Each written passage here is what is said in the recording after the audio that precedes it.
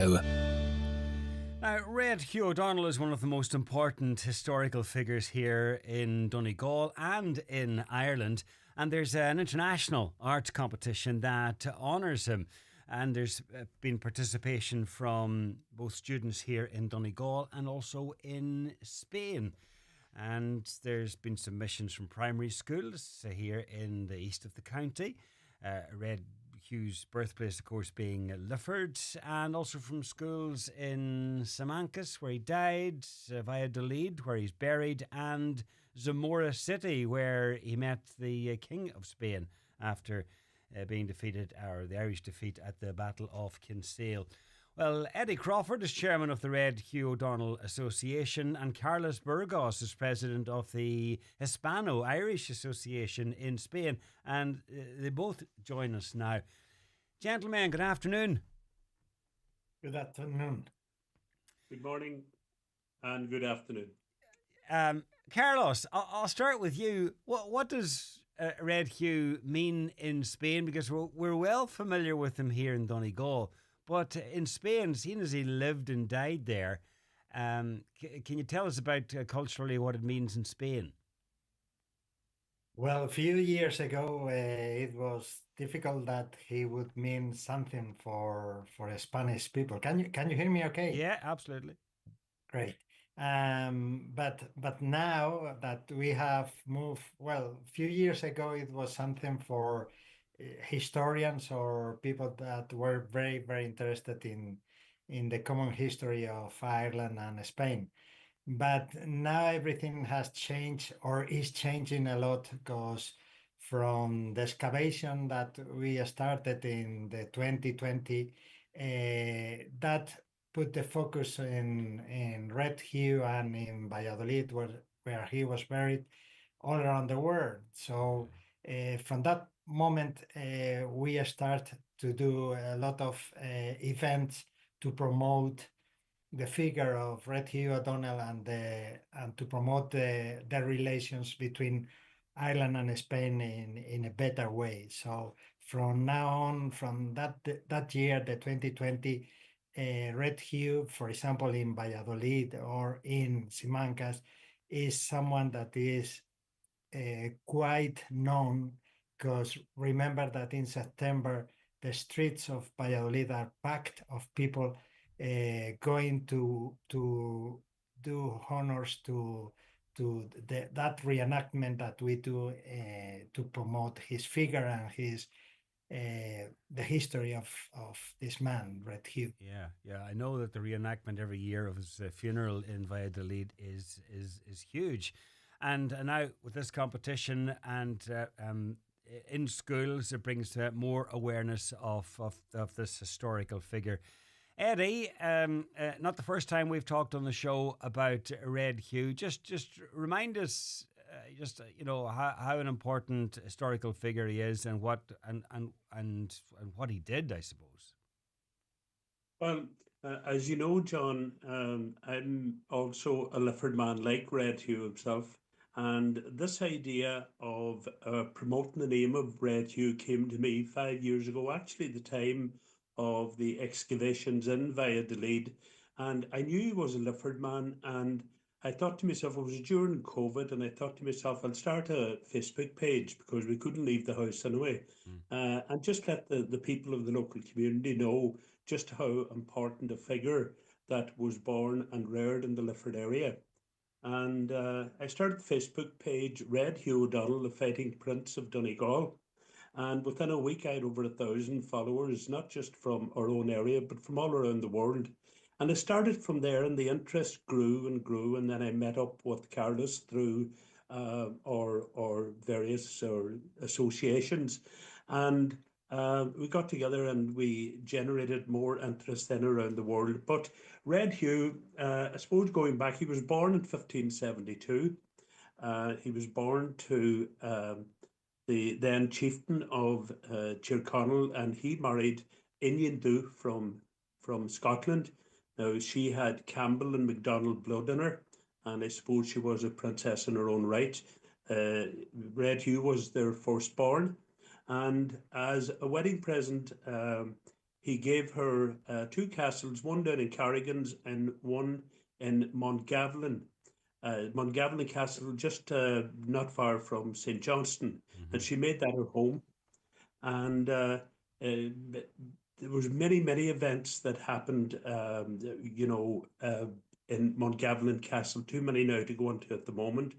At 15 years of age, he was abducted in Rathmullen by the British, and he was taken to Dublin Castle, and he was kept hostage there for over 4 years.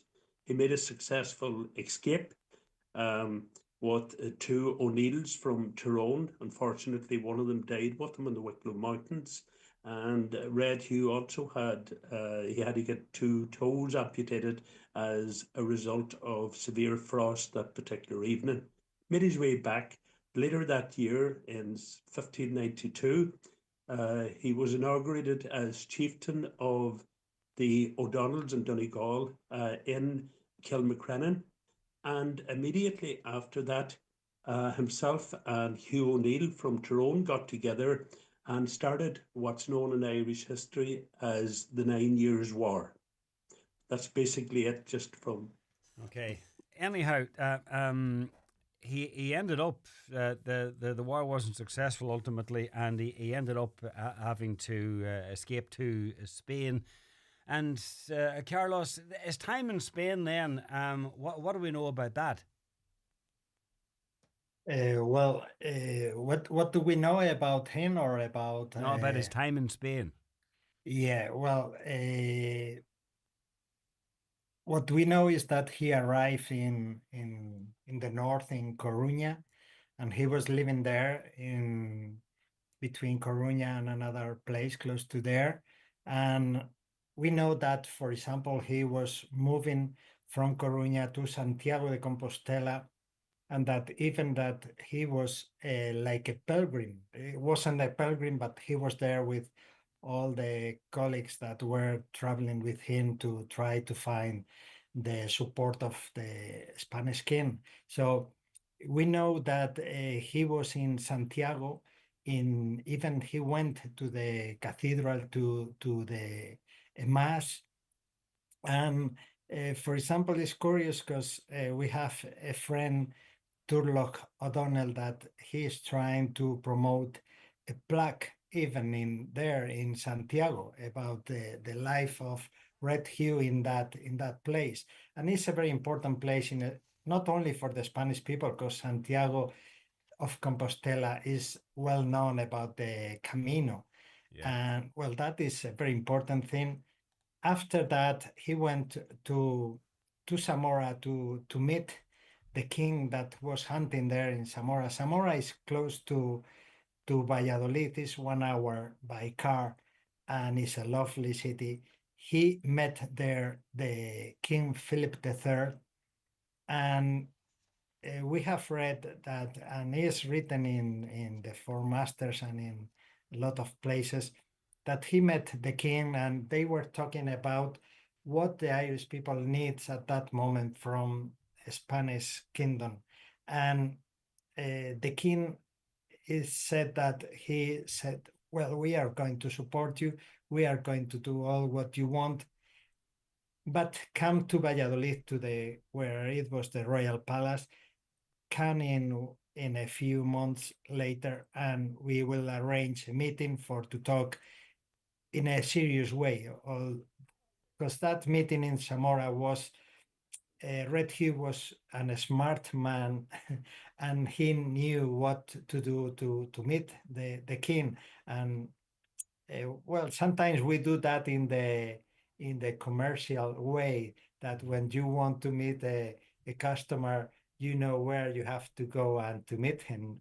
So for an important meeting, sometimes you have to do that, and he did it very well. But it gives us an idea of his stature when he actually did get a meeting with the king. Anyhow, the competition has been going really well, and the prize giving is coming up now here on Monday, Eddie, at Eclipse Cinema in Lifford. There are going to be a number of schools there. Is that correct? Yeah, that's right, John. The competition itself has been very, very successful. This is the second competition that we have run in the same framework. Only this time, the first time we ran it, it was only three schools from Valladolid and Donegal, just as a tester. But this particular time, do you mind if I call out the names of the schools, John, Go that's ahead. involved in it? Yeah. Yeah, we have seven schools. We have St. Patrick's National School in Murlough, St. Mary's National School in Castlefin, Robertstown National School in Stranorlar, St. Eunan's National School in Rafo, St. Mary's National School in Lifford, Castletown National School in St. Johnston, and Scull on Lee Visa in Carrigans. So Okay. that's the seven schools involved. And uh, Carlos and I both visited each uh, of the schools, and we gave a talk for an hour and a half on the life of Red Hugh O'Donnell to the children involved. And I must say, from my part, oh God, the response that we got was just absolutely brilliant. The children were so interested that they had such an important figure from their area, Yeah. you know, as far as that's concerned.